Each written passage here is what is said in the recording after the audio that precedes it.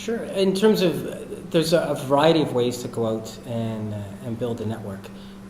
And one of them is engaging in people that are similar to yourself. So, for example, people with that are part of the New Horizons Career Club, because that's one of the questions that I get a lot. How do I go out and develop a network?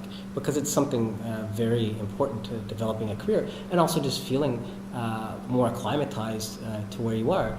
And so you would start with looking for organizations that have similar interests as yourself, whether that's could be anything from baseball to computer science to knitting, whatever, and look for people that have a similar, and you tend to meet individuals there. People in the capital markets, you can look for various groups that represent different parts of the capital markets and try to fit in there. And then also, when you meet individuals, you can always ask them. So I do a lot of mentoring for people. Anybody that emails me, I'm more than happy to meet with, and I always encourage them. Ask me to introduce them to somebody else if they're interested in the risk part of the capital markets, or they're interested in trading, or they're interested in sales. Hey, can you introduce me to somebody who does that? And then when you meet that person, then you can ask that. Hey, do you know anybody that I might be able to meet? I hosted an event last week, and one of the panel members was saying, don't ask, don't get. And it's one of those things, and that's where you have to have a little bit of confidence yourself.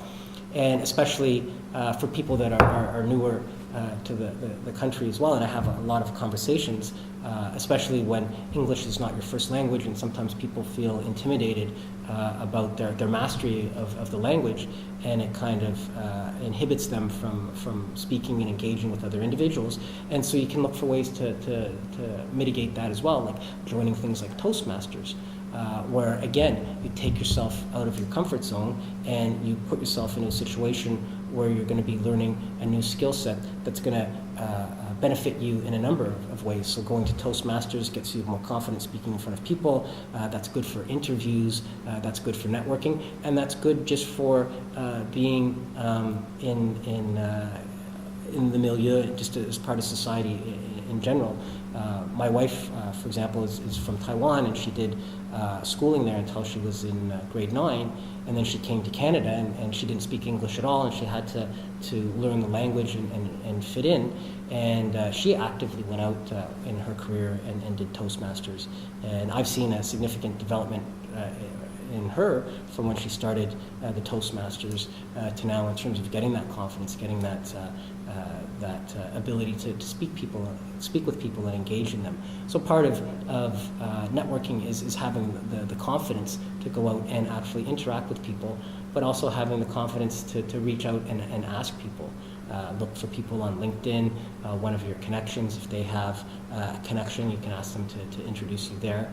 But as I was saying initially, also look for people that share common interests with you, and then ask those people to help you develop your network.